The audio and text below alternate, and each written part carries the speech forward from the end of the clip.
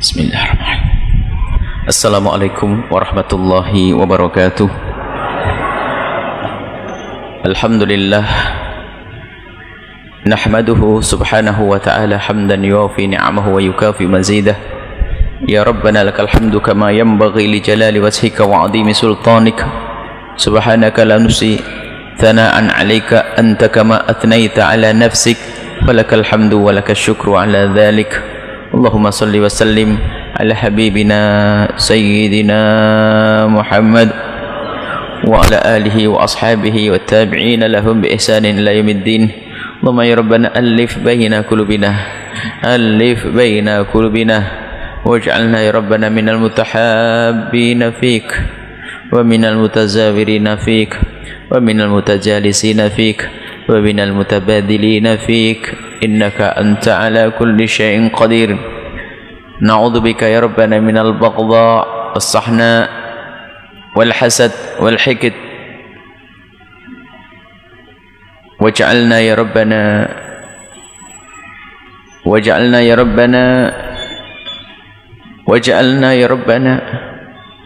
minal ladzina an'amta 'alaihim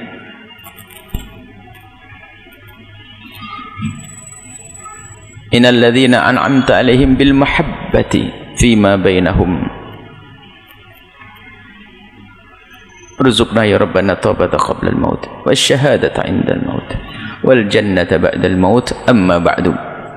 Yang sangat kami cintai, kami muliakan para perindu ridha Allah, para pecinta baginda Nabi sallallahu alaihi wasallam.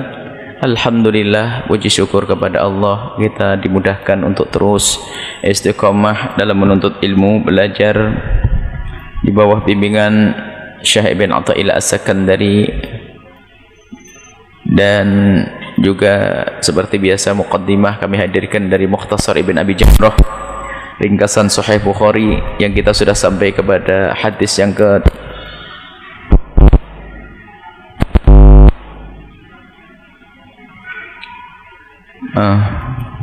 ada kelewatan hadisnya ya. An Anas radhiyallahu taala anhu,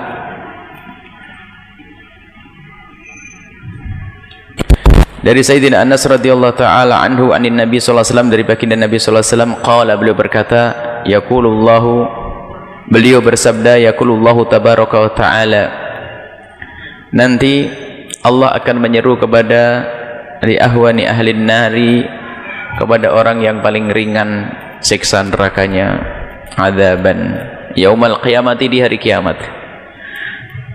Allah menyeru kepada ahli neraka di hari kiamat nanti, law anna laka ma fil ardi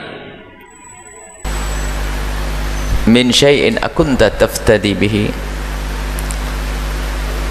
kalau kamu punya sesuatu yang tersisa, kalau kamu mempunyai di dunia sesuatu, apakah kira-kira akan kau jadikan alat penebus agar kau tidak masuk neraka? Ini adalah pertanyaan, bukan pertanyaan sesungguhnya lalu orang tersebut kembali ke dunia lalu menebus dosanya, enggak. Ini berita untuk kita, cerita tentang yang akan datang, agar kita itu tidak menyesal seperti orang yang di dalam neraka ini. Hei hambaku, kalau seandainya kamu punya sesuatu untuk menebus dirimu agar tidak di neraka, apakah kau lakukan? Dijawab, na'am, pasti ya Allah, karena neraka pedih, sakit saya neraka. Kalau seandainya aku punya dunia, punya kerajaan, punya apa saja, akan aku berikan untuk menebus ini semuanya.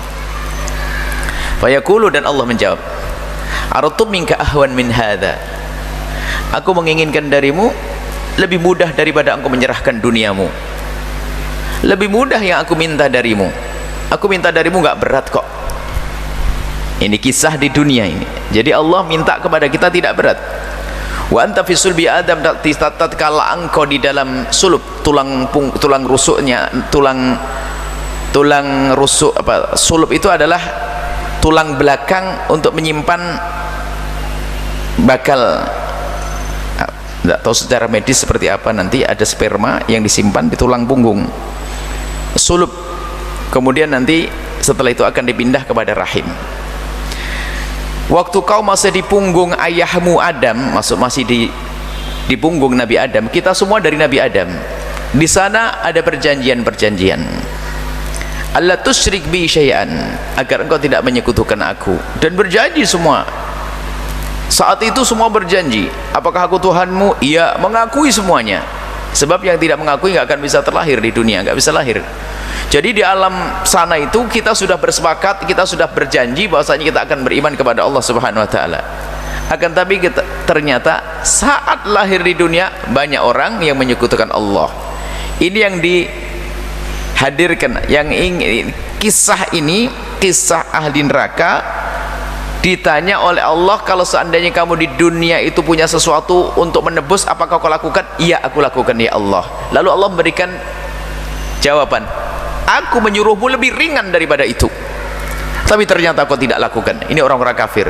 Aku tidak minta apa-apa, bukan minta hartamu semuanya, tidak, bukan minta kekayaanmu, bukan minta kerajaanmu. Kau boleh jadi raja, tapi jangan sekutukan aku. Kau boleh jadi orang kaya, tapi jangan sekutukan aku. Tapi kenyataannya kau telah menyekutukan aku, maka tempatmu di neraka. Nah, ini ceritanya di akhirat, di hari kiamat, tapi tujuannya untuk kita. Allah tidak minta baik. Coba harta yang kita miliki bisa kita nikmati. Kita nikmati, kita makan enak, kita tidur enak, kasur kita tempati. Bukan, Allah tidak minta dunia untuk menebus. Bukan semua dunia kita untuk menebus dosa-dosa kita, agar kita tidak ampuni oleh Allah. Enggak. Yang punya kekayaan nikmati dengan cara yang halal, mencari dengan cara yang halal, menikah dengan anak senang dan sebagainya. Allah tidak minta itu semuanya, hanya minta jangan sekutukan aku. Nah, inilah peringatan bagi yang masih hidup. Awas, hati-hati, jaga keimanan, jangan sampai kita masuk wilayah menyekutukan Allah yang akibatnya nanti kita akan berada di neraka selama-lamanya. Ini saja, singkat saja. Bismillah, kita langsung kepada hikmah selanjutnya. Hikmahnya Ibn Athaillah As-Sakandari.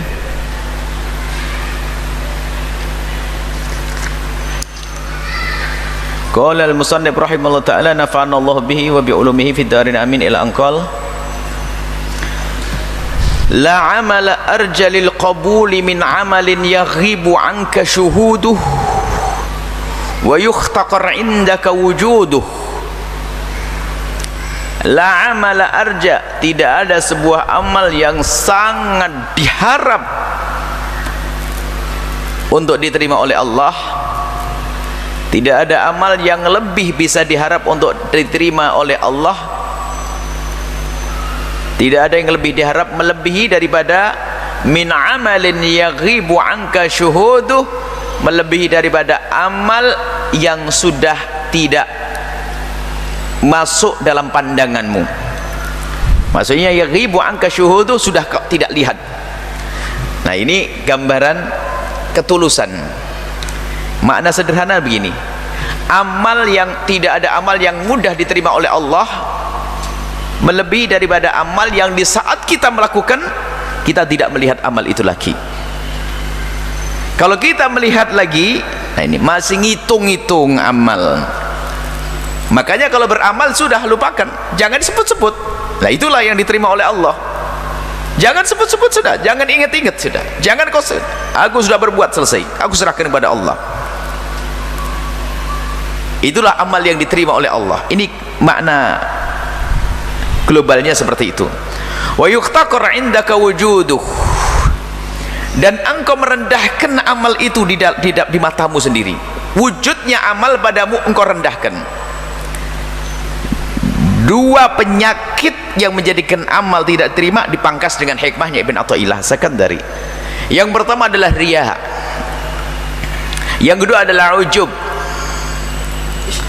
Riya itu engkau selalu ingin menyebut-nyebut amalmu, ingin kau lihat amalmu lalu kau perlihatkan kepada orang, itu riya. Yang satu lagi ujub, ingin membesarkan amal di matamu sendiri.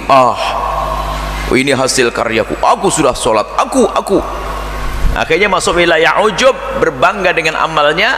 Dia tidak sadar bahwasanya amal itu bisa dia lakukan karena Allah.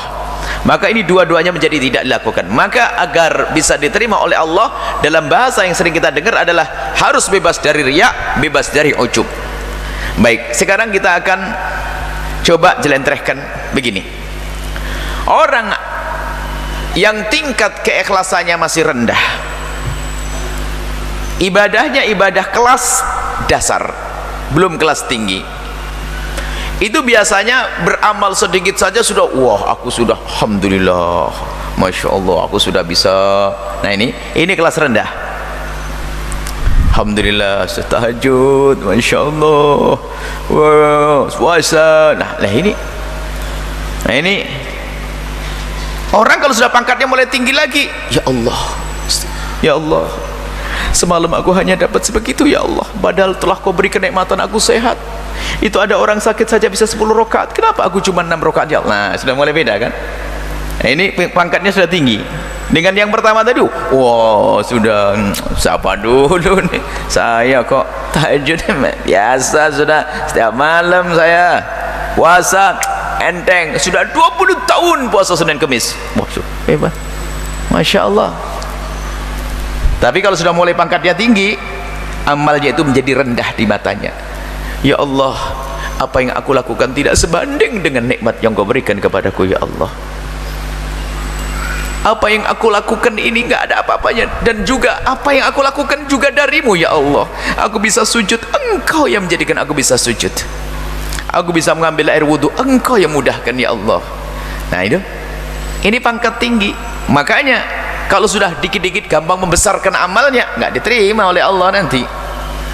Akan tapi ahli, orang sudah pangkatnya tinggi, dia beramal banyak pun masih merasa kurang, dan takut tidak diterima oleh Allah Subhanahu wa taala.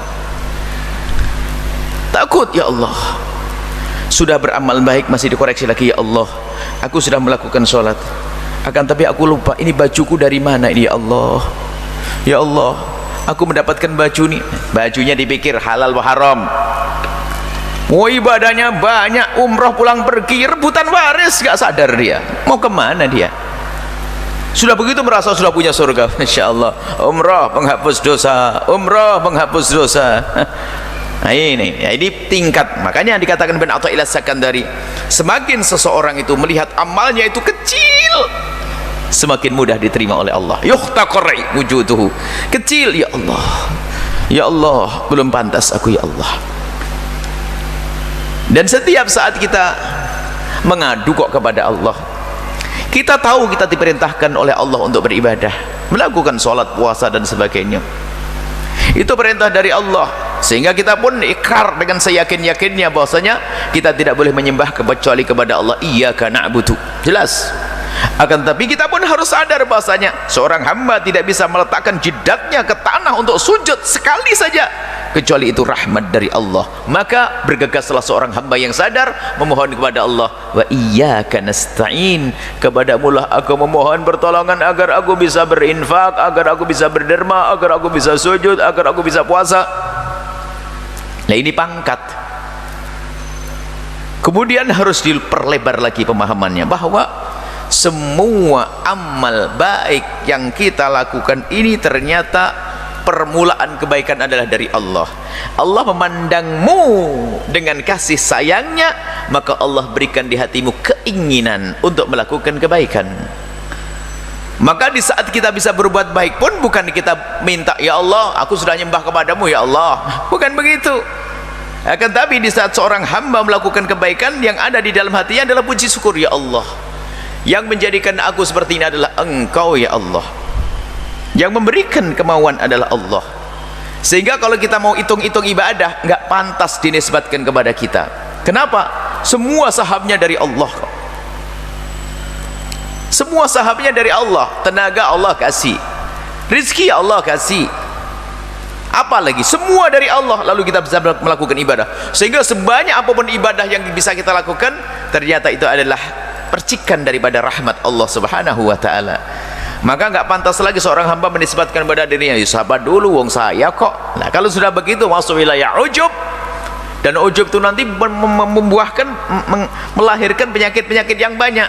Remehkan orang lain, lah orang kaya begitu sedekahnya cuma segitu, ya sabar, ini ustadz tahajudnya 2 rakaat ya, dan ini ustadz kok tidak puasa ini hari Senin Kemis, karena dia ahli Senin Kemis. Sudah mulai ngeremehin orang kan, di belakang ustadznya pas hari Senin tiba-tiba minum di mimbar, 10 Muharram puasa, semua puasa, ustadznya lagi gak puasa, ustadz tidak puasa. Mulai ngerendahkan orang kan, nggak cukup dia, bukan sekedar dia masuk wilayah ujub, berbangga dengan amalnya, membesarkan amal, tapi setelah itu masuk wilayah merendahkan orang lain. Lihat ini kalimat indah dari Ibn Athaillah As-Sakandari.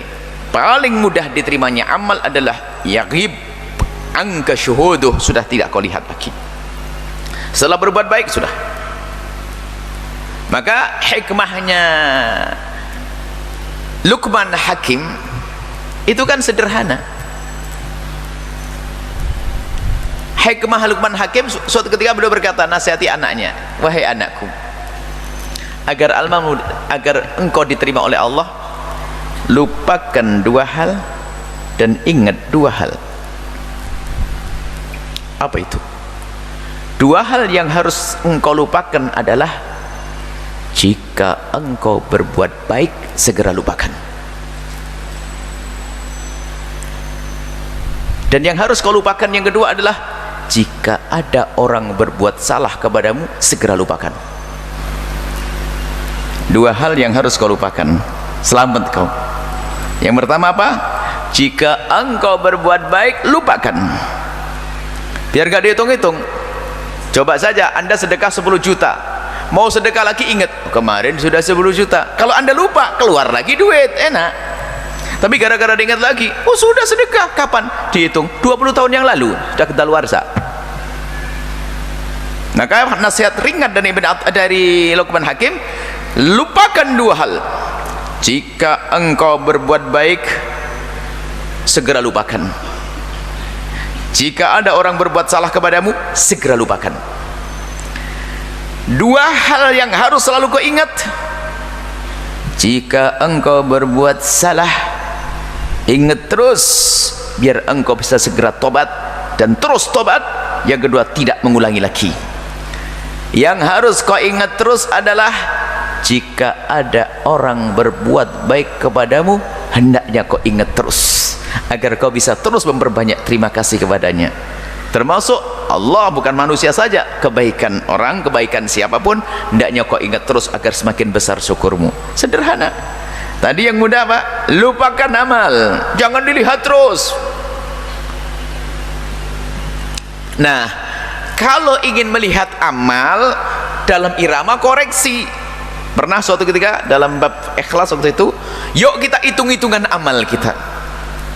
Bukan hitung-hitungan amal kita banyak atau tidak banyak, kita merenung amal kita diterima tidak oleh Allah kira-kira. Ada unsur riya atau tidak? Merenung. Jangan sampai banyak amal, tak taunya apa? Habis.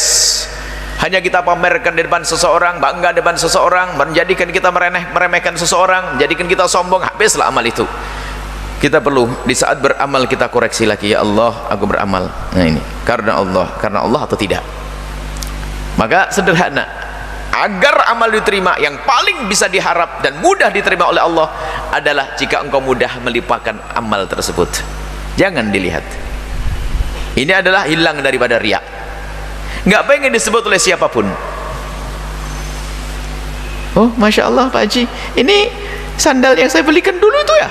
Oh sudah 10 tahun, mereknya aja sama, masih ingat. Allah, nah, tapi kalau sudah lupa, nggak sadar, bahkan kalau yang bangun masjid itu adalah dia, nggak ingat, bahkan baru setelah dengar ceritanya, oh baru sadar. Dia kalau nggak ingat, memang tidak biasa mengingat-ingat. Maka tanda amalmu yang diterima oleh Allah adalah mudah, engkau tidak gampang menyebut-nyebutnya. Sederhana. Kemudian tanda amalmu diterima oleh Allah, yuhtaqar indaka wujuduh. Amal yang kau lakukan terus kau anggap kecil. Nah ini kalau sudah kita begitu, hebat. Semua amal yang kita lakukan dibanding dengan karunia Allah kecil, ya Allah, enggak sebanding, ya Allah. Kau beri 1 miliar, ya Allah, aku hanya nyumbang 100 juta. Ya ilahi, astagfirullah ya Rabb. Wah, ini berat banget bagian duit nih. Ya Allah, aku bisa tidur jam 10 malam. Kenapa tahajud saya juga tidak bisa, ya Allah? Puji syukur kepadamu, ya Allah, atas ibadah yang aku sudah aku mudahkan untukku. Tapi aku mohon maaf, ya Allah, aku tidak bisa sempurna dalam ibadah. Lihat. Sehingga kalau orang sudah makomnya tinggi nanti, mereka menyesalnya bukan menyesal urusan dia itu melakukan keharaman, sehingga menyesalnya di saat dia tidak bisa melakukan kebaikan. Kan kita perlu menyesal karena seseorang melakukan dosa. Nah ini, ada orang menyesal karena dia telah melakukan dosa. Khauf, menyesal dan takut melakukan dosa. Ini adalah tingkat pangkat. Paling tidak kita tidak apa-apa di sinilah. Cuman pangkat tinggi bukan itu. Dosa sudah sangat jauh. Pangkat tinggi adalah takut kalau amalnya tidak diterima oleh Allah. Bukan dosa, tapi sudah masuk amalnya, takut tidak diterima oleh Allah Subhanahu wa taala. Nah, ini pendidikan dari Ibn Athaillah Sakandari di sini adalah agar kita selalu bagaimana kita memperhatikan amal kita ini agar tidak dirongrong oleh penyakitnya. Penyakit yang pertama adalah riya. Sebut-sebut, wah, diabadikan namanya. Semuanya namanya harus nempel di sepuat setiap sedekahnya. Sedekahnya harus tempelin namanya dia, mau dihabisin pahalanya. Tapi ingat, ini kalau kita kembalikan bab riya ya, urusan riya urusan pribadi ya, jangan ngurus riyanya orang. Awas, hati-hati. Ini saya ingatkan lagi, mohon bisa didengar nanti dalam kajian abadikan amal dengan ikhlas. Jangan sekali-kali menunjuk kepada orang dengan sebutan riya, bukan urusanmu. Kadang-kadang kita pandai ya riya, hebat bener nih manusia, kok tahu hatinya orang. Awas, jangan sekali-kali. Tapi kalau anda ingin menunjuk riya, tunjuklah kepada dirimu sendiri. Jangan-jangan kau riya ya, seneng ya kamu sedekah 1 juta kedengaran sama orang, seneng ya. Riya, tunjuk dirimu sendiri, tapi jangan sekali-kali menunjuk orang lain riya. Karena yang namanya riya itu halus. Dalam hadis disebutkan, akhfa min dabiwi namladis sauda ala sakhratis samma fil lalati dhulma. Yang namanya riya itu halus, makanya jangan sok tahu. Lebih lembut dari langkah kaki semut hitam berjalan di atas batu hitam di dalam kegelapan malam. Waduh, Nabi yang menyebutkan, sudah ngulangnya saja susah, apalagi mikir riyanya. Lembut. Riya itu muncul kadang 10 tahun yang akan datang. Ikhlas tidak kuat, bahkan mau mati bisa disebut. Jadi yang namanya riya tidak serta-merta hari itu dia riya, bisa esok lusa kan, bisa minggu depan, bisa ini yang bangun saya sudah 20 tahun hancur amalnya, pamer dengan kebanggaan. Makanya riya itu halus. Imam Ghazali menyebutkan satu riwayat, amal ini akan dibawa oleh malaikat, masuk pintu pertama, pintu kedua, pintu ketiga. Pintu amal tidak tahu kayak apa pintunya, jangan banyak tanya, sudah saya tidak ngerti pintunya kayak apa itu. Pokoknya oleh malaikat dibawa masuk pintu 1, pintu 2, pintu 3, itu lolos sampai sampai nyampe kepada Allah. Tiba-tiba Allah mengatakan, tidak aku terima karena dia berbuat bukan karena aku. Malaikat nggak tahu ya. Jangan mengatakan orang lain riya pas hari ini. Kemudian jangan sekali-kali sering atau berkata, aku ikhlas loh ya. Ngapain ngomong begitu? Ikhlas itu karena Allah, nggak usah kasih tahu sama saya, Pak. Ikhlas itu perbuatan baikmu karena Allah. Ngapain ngasih tahu saya? Ya saya ya nggak kasih tahu. Ini ngomong sama saya barusan, kok bilang nggak ngasih tahu? Jebol lah itu tabunganmu. Cuman berbicara ikhlas boleh, bicara tentang ikhlas. Misalnya saya ngasih duit, saya ikhlas loh ya, nggak usah ngomong juga, ini urusan dengan Allah. Kalau ikhlas tunjuk ke orang. Kalau riya boleh tunjuk ke sini. Kita sering mendoa orang ya, riya gitu aja pamer, masjid aja pakai nama, urusan dia. Memang dari mana kita tahu kalau dia itu riya? Loh, kok hebat banget, nggak malaikat kalah sama kamu? Bisa jadi dia itu menulis masjidnya itu adalah karena dia memerangi riya kok. Kok bisa memerangi riya? Bagaimana? Nulis namanya, tulis masjid. Hati-hati. Nah, saya sebutkan memerangi riya itu halus. Ada orang nyumbang masjid begini, nyumbang masjid. Cuman pakai aturan, nyumbang aja pakai aturan. Ini ada aneh. Orang zaman sekarang nyumbangnya aneh-aneh, pakai aturan. Hei pengurus masjid, apa sih? Saya mau nyumbang masjid, nyumbang ke sini infak. Alhamdulillah, tapi syaratnya apa? Syaratnya setiap Jumat harus diumumkan kalau Pak Haji ini nyumbang ke masjid, mau enggak? Nah ini model begini nih. Nah ini riak apa ikhlas? Ada yang ngomong riak tuh. Sudah dibilang jangan nuduh orang lain riak, macam riak. Belum beres pengajiannya sudah. Ya. Kok nuduh orang riak? Pamer. Urusan dia bukan urusanmu dia. Dia sebetulnya orang pengen belajar memerangi riak ternyata. Lah kok memerangi riak pamer? Oh iya, dia itu nyumbangnya tuh 100 juta. Cuman pesen sama pengurus masjid, tolong umumkan setiap Jumat depan kalau saya nyumbang 1 juta. Lah. Nyumbangnya 100 juta, 99-nya disembunyikan, nyumbangnya 100 minta diumumkan berapa? 1 juta. Coba Anda aja nyoba, berat kayaknya. Ayo Anda nyumbang 10 juta suruh ngumumkan 1 juta. 1 juta ya? Iya. Salah nyebut aja protes. Ayo hati-hati. Sudah terlanjur kita nuduh dia riak. Hati-hati, jangan katakan kau riak. Kalau pengen nuduh riak nih, pangkatmu tinggi, merasa amalku belum diterima, ya Allah, jangan.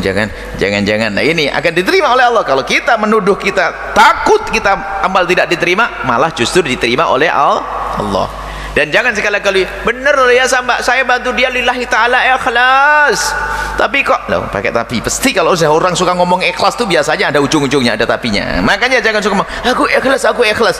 Dia ikhlas urusan dengan Allah, kau kabarkan kepada manusia semuanya, kasih selesai. Biarpun ketahuan orang, ya biarkan orang lihat kok, mana orang punya mata kok. Cuman jangan usah ngomong ini ikhlas loh ya saya, ini ikhlas loh ya saya. Nah biar amal diterima. Kalau sudah kita sering menyebutnya, maka bisa saja itu diterima. Karena apa? Menyebut amal bisa jadi kalau Anda kuat untuk apa? Agar ditiru oleh orang lain, atau ada tujuan untuk merangi riak tadi. Yang Anda sebut cuma 10 juta padahal Anda nyumbangnya berapa tadi? 100 juta. Ya, makanya jangan suudzon. Anda boleh menyebut amal. Anda boleh saat ini sedekah, saya akan sedekah ke pesantren Al-Baja 10 juta depan orang, biar yang lain niru. Cuman Anda pangkatnya tinggi, jangan-jangan 10 juta nggak diterima. Awas ya. Transfer 100 juta, nggak ada yang tahu. Nah ini baru hebat. Makanya kalau takut riak, jangan tidak beramal, bahaya itu. Anda boleh sholat depan orang 10 rakaat, Allahu Akbar. Bu, mohon maaf saya sholat dulu ya 10 rakaat, Allahu Akbar. Riak tanda ini sudah ngerti, tidak berani ngomong. Rupanya dia memerangi hawa nafsu sampai di kamarnya dikunci. Tadi kau seneng ya sholat 10 rakaat dilihat calon mertua? Calon mertua yang lihat. Sekarang 20 rakaat di kamar. Ayo, kalau tidak mau awasin. Allahu Akbar. Paksain 20 rakaat. Cuman kebanyakannya anak muda, tua juga ada kadang-kadang. Kalau sholat depan orang bisa panjang, apalagi depan calon mertua. Kalau kamarnya lagi, kalau di kamar bisa lap-lap super kilat. Ibn Athaillah As-Sakandari ngajak kita menyelesaikan masalah ini. Jangan selalu dihadirkan dalam ingatan kita tentang amal itu. Akan masuk wilayah riya nanti. Dan jangan kau besarkan amalmu di matamu, akan tapi rendahkan amalmu. Jangan-jangan tidak diterima oleh Allah. Belum cukup ya Allah, masih kurang ya Allah. Kalau sudah begitu langsung diterima oleh Allah Subhanahu wa taala. Anda sedekah, iya kok cuma segini ya, padahal kok kurang. Lah ini selalu mengecilkan amal. Makanya wa yuhtaqar indaka wujuduh, akan rendah kecil amal itu di hadapanmu. Kemudian setelah itu agar semakin kecil amal itu di hadapanmu, katakan kepada dirimu sendiri, kau bisa sujud karena Allah, kau nggak punya apa-apa. Rakaat yang kau tegakkan Allah yang kasih kesempatan kepadamu. Rizki yang kau sedekahkan, hei diriku, 1 miliar yang kau sedekahkan itu dari mana coba? Dari kerjamu kan? Kerjamu. Yang ngasih tangan siapa? Hayo. Yang ngasih mata siapa? Hayo. Yang ngasih ini siapa? Allah. Akhirnya ya Allah, kecil sekali amalku di hadapanmu ya Allah. Diterima oleh Allah. Semoga Allah menerima amal kita, menjauhkan dari riya dan menjauhkan dari ujub. Ada riya, ada ujub, ada ikhlas. Riya membesarkan amal di mata manusia, ujub membesarkan amal di mata sendiri, ikhlas menyerahkan amal kepada Allah Subhanahu wa taala. Wallahu a'lam bissawab. Baik, syukron katsiran kami aturkan kepada guru kita semua Buya Yahya. Mudah-mudahan apa yang telah beliau sampaikan dapat bermanfaat dan dapat kita amalkan dalam kehidupan kita sehari-hari. Amin amin ya rabbal alamin. Baik para hadirin, para hadirat, para orang tua kami, para pendengar dan juga para pemirsa dimanapun anda berada. Selanjutnya kita memasuki sesi tanya jawab. Seperti biasa, sebelum kami memberikan kesempatan kepada para jamaah untuk bertanya, kami akan membacakan terlebih dahulu beberapa pertanyaan yang telah masuk melalui sosial media. Yaitu pertanyaan pertama datangnya dari Asril dari Ambon. Assalamualaikum warahmatullahi wabarakatuh. Buya mau tanya, maaf, soal buang hajat. Bagaimana solusinya kalau kita di negeri non muslim, terus WC-nya ada dua jenis, duduk, WC-nya ada dua jenis, duduk dan jongkok. WC yang jongkok menghadap kiblat dan yang duduk menghadap selatan. Apakah haram kalau kita pilih WC yang jongkok? Terima kasih. Bab qada hajat, buang hajat. Dikatakan para ulama, buang hajat menghadap kiblat atau membelakangi kiblat adalah haram jika buang hajatmu di lapangan, di tempat terbuka. Ayo, siapa yang buang hajat di tempat terbuka? Nah, ulama menjelaskan, tapi kalau sudah tempatnya tidak terbuka, ada penutup, dan penutup ada jaraknya, ada penutup di kiri kanannya bangunan, maka sudah tidak ada haram lagi biarpun menghadap ke kiblat. Bahkan makruh pun tidak. Cuma adab, kalau anda buat jangan menghadap ke perasaan tidak enak, itu imanmu. Tapi hukum jelas tidak haram karena sudah ada temboknya. Makanya jangan sampai sok rumahnya orang kalau saja ngadap kiblat ngamuk-ngamuk, apa ini kiblat? Kamu yang salah, enggak haram kok ya. Ya, cuman di saat anda pengen buat rumah, tolonglah jangan dihadapkan ke kiblat. Sebab, tapi jelas ya, kalau sudah di dalam tempat yang tertutup, maka tidak ada keharaman, baik menghadap kiblat atau membelakangi, tidak haram. Bahkan kebanyakan ulama mengatakan makruh pun juga tidak. Cuman ketidaknyamanan, sebagian mengatakan kayak khilaful aula, enggak enak boleh, tidak enak bolehlah, tidak nyaman ya, karena tidak nyaman miringin sedikit aja lah supaya tidak ngepas ke sana. Cuman tidak haram, selesai. Anda boleh pilih yang duduk sama yang jongkok, suka-suka. Cuman jongkok adalah adab yang diajarkan Nabi, lebih sehat. Karena posisi jongkok, apalagi jongkok sambil jongkok, kemudian engkau duduk di tumit kirimu dan kaki kananmu kau tegakkan, maka itulah cara buang air yang diajarkan Nabi, dan itu ada kesehatan secara khusus. Yang pakai kloset duduk tidak pernah bisa mengamalkan yang itu. Tapi ya sudahlah, nggak ada masalah. Ada sebagian orang yang tidak bisa jongkok, mohon maaf, mungkin sakit, kaki sakit, atau mungkin urusan badannya dan macam-macam. Allah maha mudah, tidak haram, jangan terlalu keras-keras deh. Wah, ini klosetnya duduk ya, kalau nggak duduk ya kamu ya jongkok aja di situ, nggak ada masalah, tidak haram kok ya. Jadi duduk tidak haram. Cuman kalau pengen seperti yang diajarkan Nabi adalah anda jangan menghadap ke kiblat. Hukumnya tadi sudah jelas. Kemudian caranya anda duduk di tumit kiri.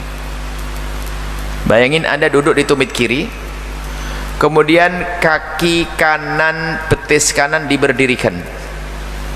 Nah, coba ya, seperti itu ya. Ya, seperti itu. Seperti itu adalah yang diajarkan Nabi SAW. Akan tapi itu ajaran untuk kesempurnaan. Suka-suka deh, pakai sila kalau bisa ya sila. Ayo dah, suka-suka hati-hati. Baik, seperti itu. Jadi duduk boleh, jongkok boleh. Baik. Tapi pun demikian kami tetap himbau agar bisalah semakin dekat dengan cara yang diajarkan baginda Nabi SAW. Sampai istinjanya pun kalau bisa pakai dua, tisu dulu baru air dua, kemudian setelah itu istinjanya dengan cara yang benar diajarkan Nabi, kesempurnaan. Baik, wallahu a'lam bissawab. Kemudian pertanyaan selanjutnya datangnya dari hamba Allah dari Bekasi. Assalamualaikum warahmatullahi wabarakatuh. Assalamualaikum warahmatullahi wabarakatuh. Buya, kami melihat berita di media beberapa orang Banser membakar bendera tauhid yang mereka rampas dari para santri yang sedang mengadakan acara hari santri. Banser mengklaim bahwa itu bendera HTI, maka membakarnya. Dalam beberapa kesempatan acara umum pun ketika Banser menemukan bendera tauhid, mereka melarangnya. Bagaimana ini hukumnya Buya? Bukankah tidak semua bendera tauhid adalah bendera HTI?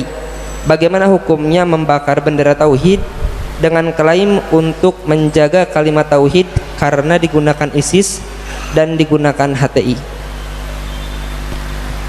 Baik, kita jawabnya itu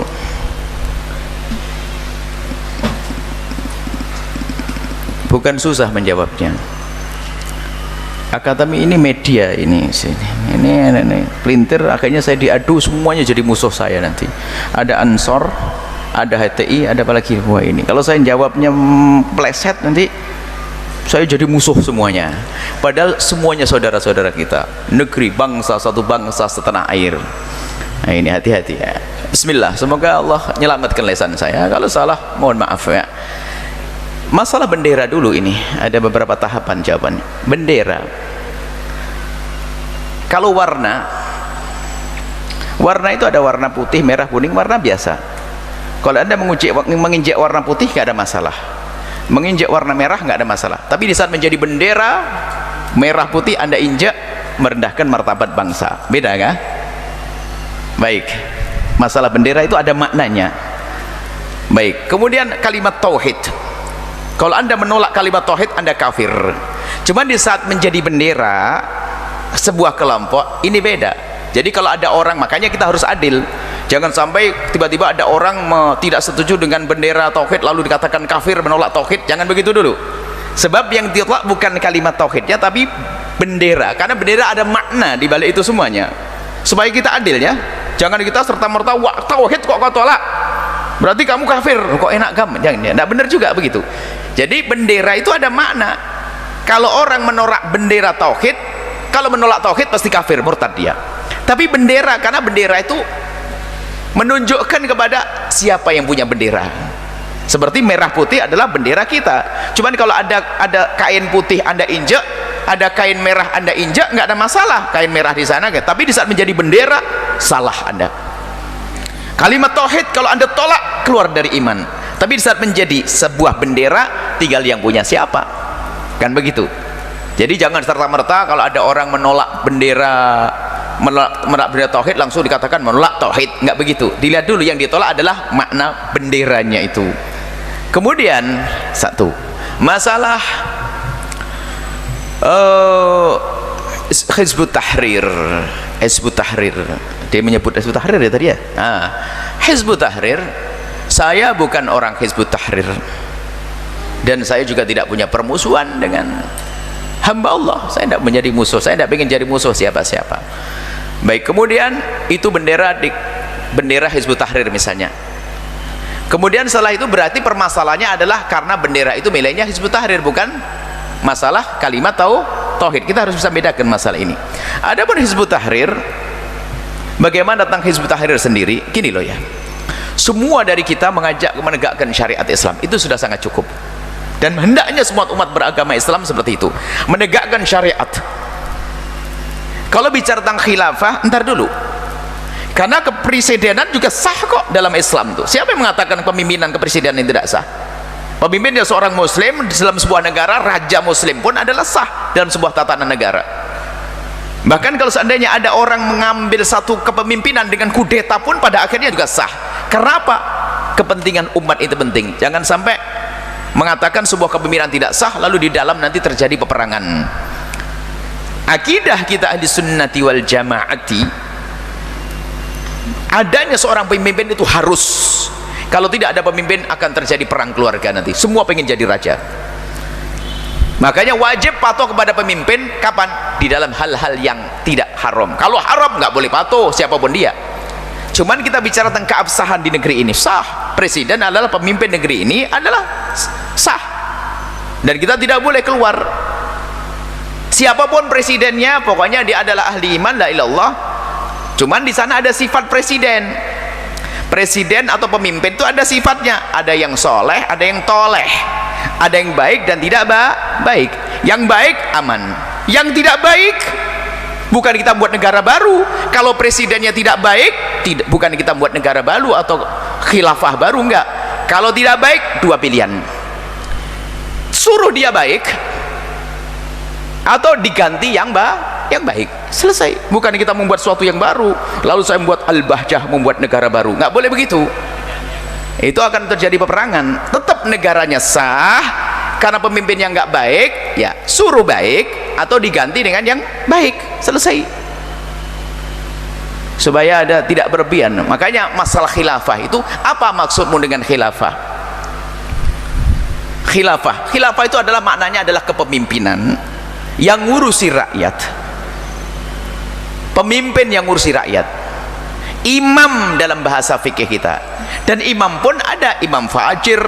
Bahkan begitu pentingnya menjaga umat ini sampai dalam akidah Ahlussunnah wal Jamaah. Kalau seandainya imamnya fajir, la yajuzul khuruj, kita tidak boleh keluar membuat negara baru untuk melawan imam, nggak boleh. Tetap namanya bukhot. Begitu pentingnya dijaga kesatuan bangsa ini.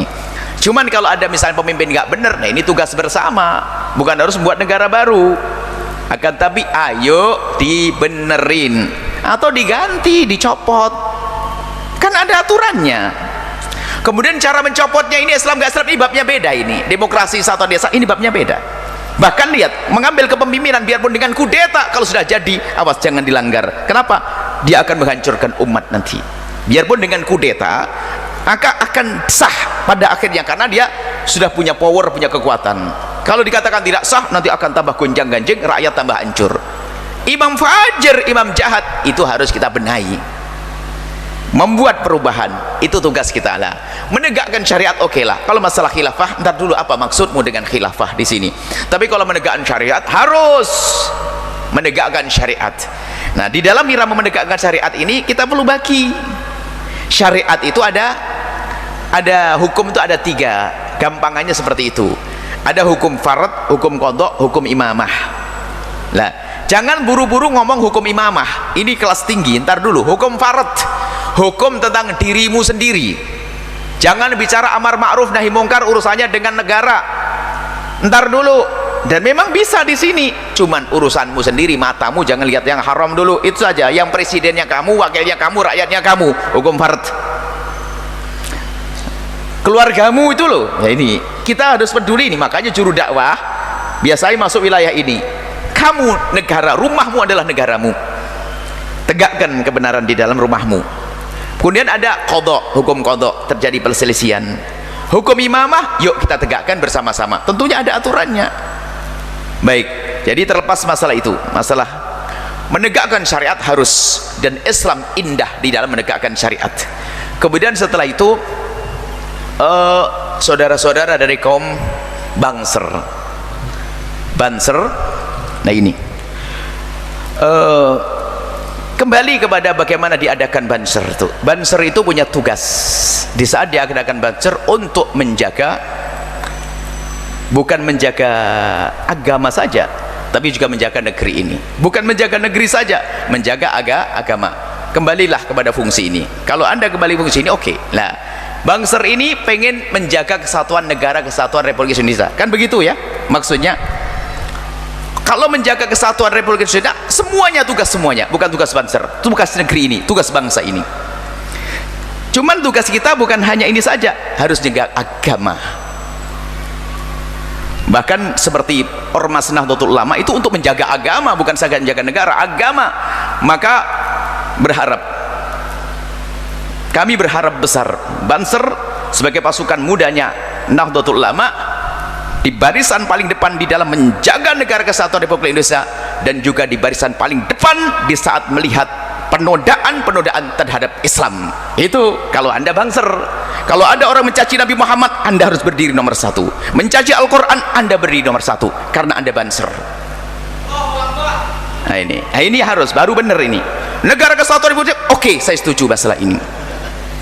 Baik, setelah itu Anda harus tahu mana kawan, mana lawan. Kalau kawanmu kau jadikan lawan, bermasalah. Atau lawanmu kau jadikan kawan, juga bermasalah. Baik, jangan sampai hanya sekedar acak-acakan. Dan kami tidak mengatakan Anda acak-acakan. Ini adalah nasihat untuk adik-adik saya, saudara-saudara saya yang ada di Banser, abang-abang saya di Banser. Bukan Banser saja yang ingin mengatasnamakan sebuah perjuangan. Anda harus bedakan siapa lawanmu dan siapa kawanmu. Jangan sampai kawan tiba-tiba Anda musuhi, kan bermasalah. Bendera pun Anda harus membedakan. Ini bendera la ilaha illallah, hanya orang bangga la ilaha illallah, tidak ada hubungan RTI, ya jangan dianukan misalnya. Lawanmu, jangan sampai lawan kau jadikan kawan. Anda kalau jujur dengan ini istimewa, Banser sesuai dengan yang diinginkan oleh pendirinya. Bahkan sesuai dengan yang diinginkan pendiri NU, Nahdlatul Ulama. Memilah mana kawan, mana lawan. Selagi bukan lawan, jangan jadikan lawan. Kalau sekedar perbedaan saja, tidak tahuan saya dengan Anda ini saudara. Nah, nanti gara-gara ngomong ini ya jangan dirubah jadi lawan nanti. Saudara, saya mencintai Anda. Saya mencintai Anda. Jangan sampai gara-gara begini wah nanti jadi lawan. Wah, ini Anda salah memilih lawan lagi nanti. Atau siapapun. Jadi saya nasihat cinta kepada Anda. Jadi Anda bisa memilah mana kawan, mana lawan. Lawan Anda adalah itu orang yang menodai kesatuan negara Republik Indonesia, dan lawanmu adalah orang yang menodai agama Anda, agama Nabi Muhammad SAW. Itu baru lawan. Makanya termasuk jika ada di keluarga kita, rumah kita, bapak kita misalnya merendahkan Islam, lalu dianggap agama yang lain pun sama, terus merendahkan syariat Nabi Muhammad dengan kalimat-kalimat, wah itu adalah lawan. Cuman memerangi lawan juga beda-beda. Kalau lawannya adalah melakukan pelanggaran, ya sesuai dengan pelanggarannya dong.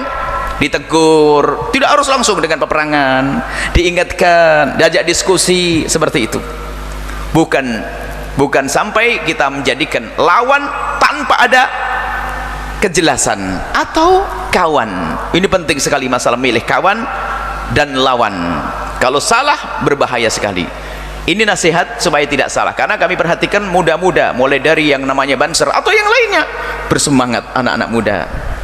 Cuman kalau kita dalam berperang tidak tahu siapa lawan, jangan-jangan saudara kita dipenggal. Tidak tahu siapa kawan, dianggap musuh, itu kawan kita yang dipenggal nanti ya. Maka adik-adikku dari Banser, Anda harus bisa memilah siapa lawan, siapakah kawan. Dan untuk mengetahui ini lawan dan kawan, ukurannya adalah ukuran syariat Syekh Hashim Asy'ari, syariat baginda Nabi Muhammad SAW, syariat umat Nabi Muhammad SAW. Insyaallah sampai di sini saja. Jadi bukan kritik, mengingatkan kepada kaum muslimin Indonesia secara umum. Orang Nasrani bukan musuhmu kok. Bahkan etnis apapun bukan musuhmu. Nasrani atau Hindu, Buddha bukan musuhmu. Musuhmu adalah yang mengganggu negeri ini, dan musuhmu adalah mengganggu agama. Itu selesai. Karena agama di dalam hati umat. Kalau dinodai lebih dahsyat daripada menodai urusan dunianya. Inilah yang harus kita pahami. Jadi kita saat ini di hadapan sebab-sebab perpecahan, permusuhan, pertikaian. Seram kita, ngeri. Pertikaian, permusuhan, belum lagi sebentar lagi pemilihan. Sekaligus saya nasihatkan nih, pemilihan presiden. Yang memilih nomor 1 ada umat la ilaha illallah. Yang memilih nomor 2 ada umat la ilaha illallah. Apakah gara-gara beda pilihan nanti lalu Anda perang dalam rumah tangga Anda? Umat Islam mau diadu domba. Kalaupun terpaksa Anda harus beda, saling memberi hadiah, saling mengucapkan salam yang baik. Kita berbeda, tapi subhanallah, caci maki olo-oloan habis. Saya ngomong begini nih, komentarnya nanti tidak tahu, wallah alam bisawab ini. Tapi sudah saya maafkan kok, yang bakal komentar jelek sudah saya maafkan. Saya tidak akan menyimpan apapun ya. Saya doakan semoga Allah memberikan segala kebaikan, gitu saja. Lihat, permusuhan luar biasa, caci maki. Yang kelompok 2 mencaci si kelompok 1 habis. Sampai akhlak umat ini ada di mana? Akhlak bangsa ini ada di mana? Kok senang diadu? Kalau Anda tidak berbicara tentang agama, bukankah Anda satu bangsa, satu negeri? Kenapa harus bermusuhan? Ini sedih kita lihat. Ini gara-gara medsos ini ada penjahat-penjahat ngadu domba. Saya kadang-kadang potongan video diangkat, wah jadi perang musuh ini itu potongan-potongan nih. Ini ada penjahat-penjahat ngadu domba ini. Lah kalau sudah banyak penjahat ngadu domba, Anda harus paham, itu saudaraku satu bangsa denganku. Lebih dari itu kadang itu satu agama denganku. Kenapa harus bermusuhan? Kenapa harus bermusuhan? Selesai. Gara-gara pemilihan ini, gara-gara ini. Semoga Allah menjaga hati kita semuanya. Jelasnya insyaallah urusan bendera, Hizbut Tahrir, Ansor, semoga Allah menjaga hati kita. Wallahu a'lam bissawab. Baik, kemudian pertanyaan selanjutnya datangnya dari Budi dari Jakarta. Assalamualaikum warahmatullahi wabarakatuh. Assalamualaikum. Buya, apakah wudu batal kalau kita berdarah atau diinfus? Berdarah. Di Indonesia madhabnya adalah madhab Imam Syafi'i. Keluar darah asalkan bukan dari dua lubang.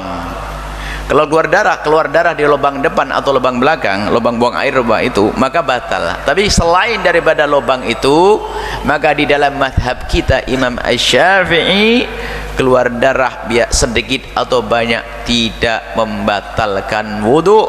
Bekam pun tidak membatalkan wudu. Kecuali mungkin Anda pernah mendengar, kayaknya ada pertanyaan itu pasti pernah ada yang ngomong, kecuali Anda itu ikut madhab Imam Hambali, Imam Ahmad bin Hambal, itu ada pendapat di sana bahwa kalau keluar darah banyak maka batal wudhunya kayak bekam. Tapi kan bukan madhab Anda kan Syafi'i, ya nggak batal, tenang aja. Bekam setiap hari juga nggak batal. Jadi ini cuman karena madhab Syafi'i, kami pun hadirkan madhab Syafi'i. Cuman mungkin sebab kadang ada orang aneh di tengah-tengah madhab Syafi'i, dia mendatangkan madhab lain. Madhab lain benar kita yakini, cuman kalau bukan madhab Syafi'i jangan dihadirkan madhab lain. Mungkin ada orang yang menghadirkan di tengah-tengah masyarakat ngasih fatwa begitu, ya bolehlah saya kasih penjelasan saja. Itu bukan madhab Anda, bukan madhab Syafi'i, madhab Hambali, sebagian dari madhab Hambali. Baik, Allah a'lam bissawab. Kemudian pertanyaan selanjutnya datangnya dari Yanto dari Pasuruan. Assalamualaikum warahmatullahi wabarakatuh. Salam. Saya mau nanya kepada Buya, karena saya mati kutu saat ditanya oleh orang-orang Katolik. Pertanyaannya begini Buya, di agama Islam orang kalau mati atau masuk kubur nanti ditanya oleh malaikat yang diutus oleh Allah, dan nanti ketika sudah kiamat manusia akan ditimbang amal kebaikan dan keburukannya. Kenapa harus ada itu semua? Kan Allah Maha segalanya. Kenapa harus ditanya? Kenapa tidak langsung dimasukkan ke surga atau neraka? Toh sama-sama dibalas kok amal perbuatannya. Begitu pertanyaannya Buya, mohon penjelasannya. Yang pertama, jika Anda berbicara dengan orang yang berbeda keyakinan dengan Anda jangan mau diajak bicara tentang sesuatu yang cabang-cabang keyakinan. Itu kan cabang-cabang keyakinan. Artinya apa? Pokoknya dulu dong. Itu kan disebutkan dalam Al-Quran tentang ada hari kiamat, segala macam hisab, mizan, timbangan, kan ada dari sirat, itu kan di Quran. Sekarang kita tidak membahas masalah isinya Quran. Tanyakan ke dia, kamu percaya tidak dengan Quran? Gitu dulu. Kalau nggak percaya pada Quran, Anda akan percuma akan diskusi. Wong tidak percaya dengan Al-Quran kok, dan tidak percaya dengan Tuhan Anda, Tuhan Allah.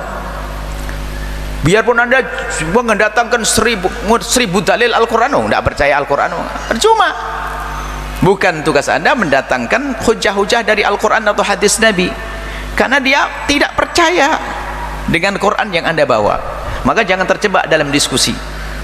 Kalau memang dia tidak percaya dengan Al-Quran, ya sekarang Anda boleh diskusi lebih dahsyat lagi, keajaiban Al-Quran, mukjizat Al-Quran dan sebagainya. Baik, sekarang sudahlah, percuma diajak diskusi tentang Islam, dia tidak tertarik sama Islam. Sekarang gini sajalah, dia juga punya Tuhan barangkali Tuhanmu kayak apa sih kira-kira? Kenapa kok susah-susah? Kok ada yang susah juga? Kan Tuhanmu juga menciptakan orang susah, juga menciptakan orang ini, sama saja, balik saja, dia kan punya Tuhan. Kenapa ada orang susah, ada orang ini? Kenapa kok harus nikah terus hubungan? Kok nggak langsung punya anak gitu aja dah? Ini akhirnya rewel ngatur Allah, ngatur Tuhannya itu. Jadi kalau orang yang beda Tuhan dengan Anda, diskusinya bukan begitu. Kembalikan kepada agamanya. Kamu punya agama enggak? Punya agama. Punya Tuhan enggak? Ya punya Tuhan. Lah kenapa Tuhanmu kok nyiksa orang juga itu? Dibalikkan saja. Apalagi tadi agama apa? Katolik ya, misalnya Katolik. Ingat, agama Nasrani bukan musuh kita ya. Kalau dalam dialog agama ya, kenapa untuk mengampuni domba-domba yang hilang harus Yesus disalib? Kan Allah, kan Tuhan bisa saja memberi pengampunan misalnya. Ini dalam dialog itu kembalikan saja kepada agama. Agama punya keyakinan. Berbeda-beda tentu ya keyakinan di agama Nasrani, Yahudi dan Islam. Jangan Anda masuk wilayah lain. Kalau dia dengan kacamata Nasrani memandang Islam ya salah. Sama kacamata Islam memandang Nasrani juga salah. Beda kitab suci, beda ini. Kalau mau diskusi tentang keimanan nanti bab ketuhanan, mana yang benar? Ayo diskusi, dialog tentang ketuhanan. Kita kan Tuhan Maha Tunggal. Ada Tuhan tiga, Tuhan ini, dialognya di situ. Jadi jangan terlalu dituruti begitu, kembalikan saja. Sebab semua hujah, semua pertanyaan itu bisa dikembalikan dari yang bertanya. Kebenaran itu akan dijawab oleh dia sendiri. Ya kan dia menjawab, oh iya ya. Kenapa enggak usah nikah, dia langsung punya anak 16. Itu aja mau. Mana keindahan pernikahannya, duduk mesra dengan istri, nggak ada semuanya, langsung punya anak. Nanti ngatur lagi, kenapa kok ada orang sakit? Nah ini tanyakan ke Tuhannya dia itu. Kalau dia punya Tuhan, kenapa harus ada orang sakit? Kenapa tidak biar sehat semua aja? Kenapa hidung kok harus di depan daripada repot pakai masker? Taruh belakang aja, kalau naik motor nggak selesai. Ribut ngurusi kerjaannya Tuhan. Baik, kalau dengan orang beragama Islam sederhana, kau jangan ngurus urusan Tuhanmu, urusi urusanmu sendiri. Kalau ngurusi urusan Tuhan kau tak akan capek. Ribut terus, Anda tidak faham kenapa Allah menciptakan begini. Subhanallah, kita mikir di badan saja kita nggak paham. Kenapa rambut ini kok tidak panjang-panjang ini? Kalau panjang kan bingung, ada salon alis nanti. Masya Allah. Ini sudah ciptaan Allah. Nggak usah protes, ya Allah kenapa ini nggak panjang ya Allah, kenapa ini mau protes macam-macam. Nah, subhanallah, ya Allah yang maha tahu. Baik, jangan banyak tanya hal-hal kayak gitu ya. Kalau dia bertanya tentang, kemudian Allah bercerita di dalam Al-Quran tentang hari akhir perjalanan. Apa bedanya perjalanan dari dunia dengan perjalanan akhirat? Selagi dia iman kepada hari akhir, Allah menciptakan ada bapak, ada anak, ada ini, ada itu, ada pohon kecil, kemudian menjadi besar, disiram dan sebagainya. Ini proses sama kayak tadi, masuk neraka, Siratal Mustaqim, sama dengan pohon. Kalau mau gede ditanam dulu, dipupuk dulu, disiram dulu. Seperti Anda nikah dulu, berkumpul, lalu lah, sama kayak gitu, sama. Jadi biasanya pertanyaan-pertanyaan yang dibuat-buat begitu ya sebetulnya bukan karena dasar pengen tahu. Dia sendiri sebenarnya ngerti, dia juga punya Tuhan yang diyakini kok.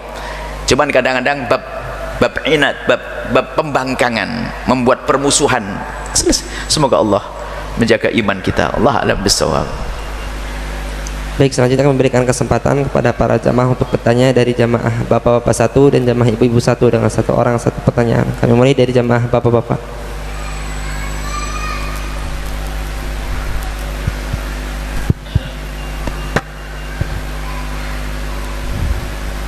Bismillahirrahmanirrahim. Assalamualaikum warahmatullahi wabarakatuh. Waalaikumsalam warahmatullahi wabarakatuh. Buya Yahya yang saya cintai dan saya hormati, saya mau bertanya bagaimana kiat-kiat beribadah supaya ibadah itu tidak malas tapi ibadahnya itu nikmat, Buya, seperti itu. Assalamualaikum warahmatullahi wabarakatuh. Assalamualaikum warahmatullahi wabarakatuh. Di dalam ibadah ada ladzatul ibadah. Kapan seseorang menemukan kelezatan di dalam ibadah?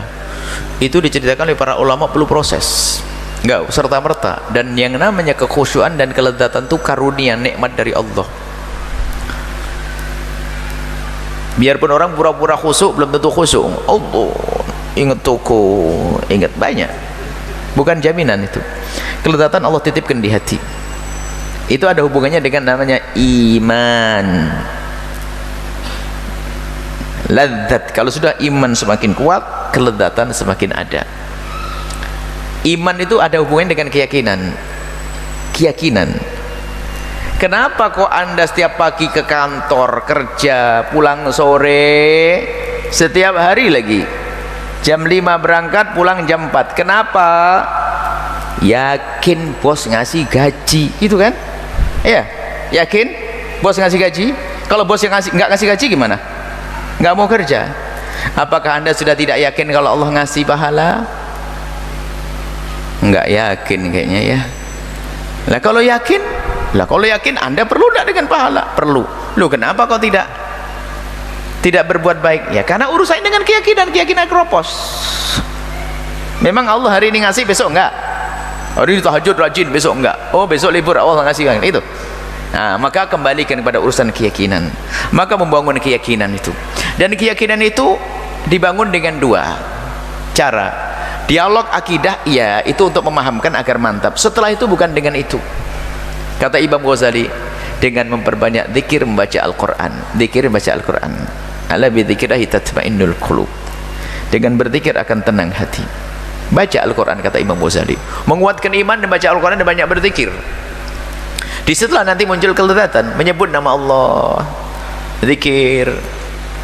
Sudah, praktekkan seperti itu, nanti akan ketemu sendiri. Karena namanya kelezatan dalam hati itu nggak pura-pura. Orang pura-pura bahagia, orang susah ya tetap susah. Biarpun dia senyum, bibirnya dikasih baut biar senyum terus, ya susah. Urusan hati. Selesai ya, keimanan. Bangun keimanan. Gimana bangun keimanan? Kata Imam Ghazali, perbanyak baca Al-Quran. Imam Ghazali sebenarnya Imam Ghazali pada akhir hayat beliau mengingatkan agar orang-orang kalau ingin belajar keimanan, sudahlah jangan berbanyak dialog debat. Padahal beliau jago debat, jago dialog.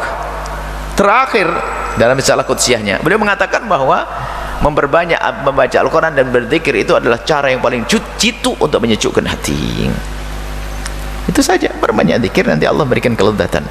Allah a'lam bissawab. Dari jamaah ibu-ibu.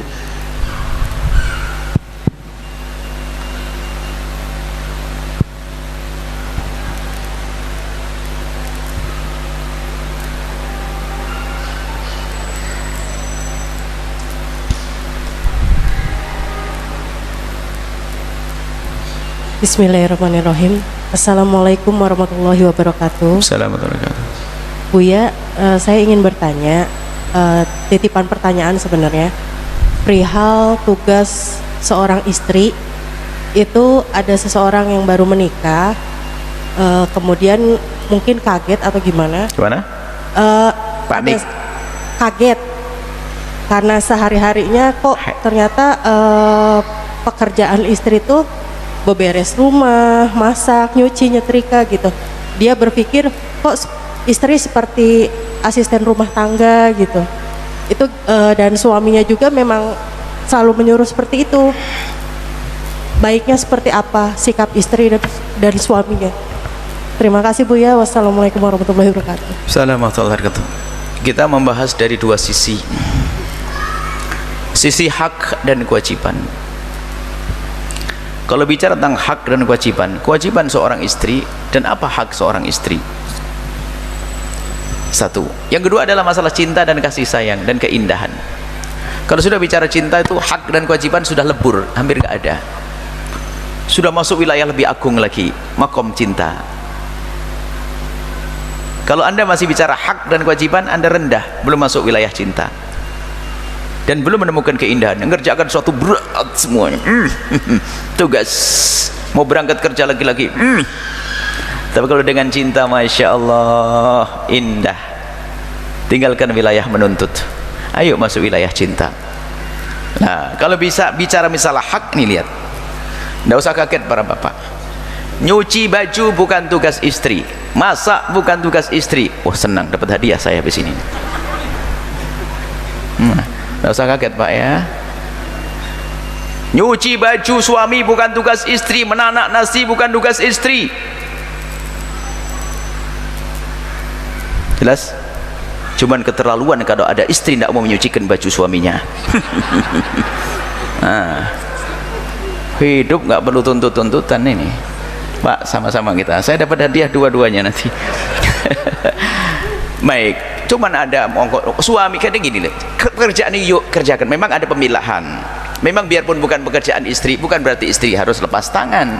Mana pengabdian, mana cinta, mana kasih sayang. Oh, Anda saja bisa menolong tetangga untuk mencucikan baju, tiba-tiba tetangga melahirkan, nggak ada yang nolong, Anda bisa mencuci bajunya. Kenapa suami tidak bisa mencuci baju suami? Ada apa dengan hatimu? Gitu loh Mas. Makna keindahan di mana ini? Cuman hei para suami, hatimu di mana? Sudah suamimu, istrimu hamil tua, punya anak dua kecil-kecil, hamil tua, ada anak kecil-kecil dua,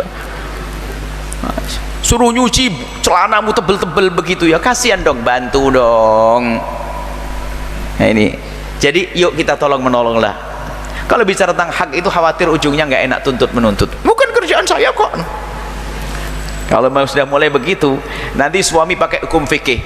Kata Ustadz, wajibnya seorang suami ngasih nafkah kepada istri adalah 2 genggam. Nih 2 genggam untuk makan sehari. Ayo, mau 2 genggam, 2 mut. Hidup kok main tuntut-tuntutan kok nggak enak bener. Kan bahasa cinta adalah milikku milikmu, kan begitu. Oh, indah. Baik, kalau masalah kewajiban, iya, suami wajib mencari nafkah. Bahkan suami adalah untuk menyelesaikan urusan rumah tangga, dapur, itu adalah suami. Cuman mana kasih seorang istri membantu suaminya? Jangan semua bebankan. Oh, bang, membantu bagian nyuci baju harus ada sendiri, bagian nyapu sendiri. Dan jangan sekali-kali merasa bahwasanya engkau jadi budak pasanganmu. Bahkan kata Imam Ali, justru keindahan hidupmu adalah di saat engkau bisa menjadikan dirimu budak pasanganmu, bukan merasa diperbudak. Hei para suami, agar semakin indah, jadilah kau budak untuk istrimu. Dan hei istri, jadilah budak untuk suamimu. Maknanya apa? Semuanya punya kiat untuk berkhidmah kepada pasangannya. Ujungnya adalah puncak keindahan. Rebutan masak nanti, rebutan nyapu nanti, rebutan nyuci baju nanti, kan indah itu. Masya Allah. Hah? Insya Allah, sampaikan sama yang titip pertanyaan, sampaikan salam takdim dari Buya Yahya, supaya tidak main tuntut-tuntutan. Baik, wallahu a'lam bissawab. Baik, cukup ya. Cukup, Masya Allah. Bismillahirrahmanirrahim. Alhamdulillahirabbil alamin. Allahumma shalli ala sayyidina Muhammad wa ala sayyidina Muhammad. Irhamna wa la tu'adzibna, wa'nsurna wa la takhdhulna, wa'afina wa la tumridna, wa akrimna wa la tuhinna, wa athirna wa la tuthir alaina, innaka ala kulli syai'in qadir. Allahumma ya Allah, ya Allah, berikan kepada kami kasih sayang dan cinta darimu ya Allah. Jadikan kami hamba-hamba yang saling mencintai karenamu ya Allah. Dan kami mohon jauhkan kami dari perselisihan, jauhkan kami dari permusuhan, jauhkan kami dari percekcokan, jauhkan kami dari prasangka buruk. Ya Allah, jauhkan negeri ini dari perselisihan, percekcokan ya Allah. Jauhkan negeri ini dari pertumpahan darah ya Allah. Kami mohon wahai Zat yang menguasai kami, menguasai hati kami, menguasai masyarakat ini kami ya Allah, yang menguasai negeri ini ya Allah. Kami mohon wahai Zat yang maha pengasih, berikan kasih sayangmu kepada mereka. Jauhkan kami dari fitnah ya Allah. Jauhkan kami dari menfitnah ya Allah. Jauhkan kami dari difitnah ya Allah. Jaga hati kami dan hati mereka semua ya Allah. Jadikan kami hamba-hamba yang saling mencintai karenamu ya Allah. Ampuni orang tua kami dan guru-guru kami, berikan kasih sayangmu kepada mereka ya Allah. Dan kami mohon ya Allah, kami mohon ya Allah, kami mohon ya Allah, jaga anak-anak kami, jadikan mereka anak-anak ahli surga ya Allah. Dan kami mohon wujudkan keindahan dalam rumah tangga kami, suami istri yang saling mencintai karenamu ya Allah, dengan anak yang soleh solehah yang dibanggakan oleh kekasihmu Nabi Muhammad. Yang belum menikah, jaga kehormatan kemuliaan mereka, mudahkan mereka ya Allah untuk mendapatkan pasangan orang-orang mulia yang kau muliakan, yang menjadi sebab mereka mulia di dunia dan di akhirat. Jaga kami dari segala kemaksiatan ya Allah, jaga kami dari segala kemaksiatan ya Allah. Ampuni kami, ampuni orang tua kami, guru-guru kami. Dan kami mohon ya Allah, berikan kepada semua yang telah berjuang bersama kami segala ketulusan dan keikhlasan, kembalikan kepada mereka dengan segala kebaikan. Dan kami mohon ya Allah, berikan kepada kami, kirimkan kepada kami pejuang-pejuangmu yang tulus dan ikhlas, ahli surgamu ya Allah, yang bisa berjuang bersama kami ya Allah. Dan kami mohon ya Allah, jadikan kami bersama mereka ya Allah, ya Allah, ya Allah. Kami mohon ya Allah, makmurkan masjid ini dengan ahli-ahli surgamu, pesantren dengan ahli surgamu. Dan kami mohon ya Allah, yang sempit rezeki lapangkan dengan rezeki yang halal penuh berkah, yang sakit sembuhkan, yang punya hutang mudahkan kami dalam bayar hutang kami.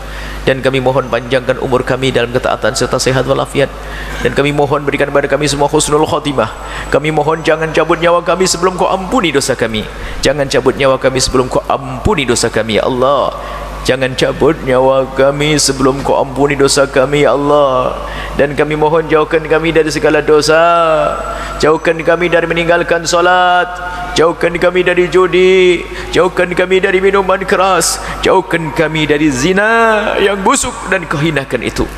Dan kami mohon jika ada di antara yang hadir ada hamba-Mu yang pernah terpeleset dalam hina dan busuknya zina di masa lalu mereka, kami mohon wahai Zat yang Maha Pengasih, ampuni ya Allah, ampuni ya Allah, dan tutup aib mereka di dunia sehingga di dunia tetap mulia, dan tutup aib mereka di akhirat sehingga di akhirat tidak Kau seksa lagi ya Allah. Dan kami mohon buka pintu halal, pintu halal, pintu halal, dan cukupkan kami dengan yang halal darimu ya Allah, sehingga kami tidak akan menoleh dan melirik kepada yang haram. Berikan kepada kami semua husnul khotimah, mati dalam keadaan iman. Dan kami mohon ya Allah, jadikan ucapan kami di akhir hayat kami kelak saat Engkau hendak mencabut nyawa kami. Kami ingin saat itu ya Allah, hati dan lidah kami mampu mengucapkan kalimat agung dan mulia, la ilaha illallah Muhammadur Rasulullah, la ilaha illallah Muhammadur Rasulullah, la ilaha illallah Muhammadur Rasulullah sallallahu alaihi wasallam. Rabbana atina fid dunya hasanatan wa fil akhirati hasanatan wa qina adzabannar. Wa sallallahu ala sayyidina Muhammadin wa ala alihi wasallam. Alhamdulillah rabbil alamin. Al-Fatihah.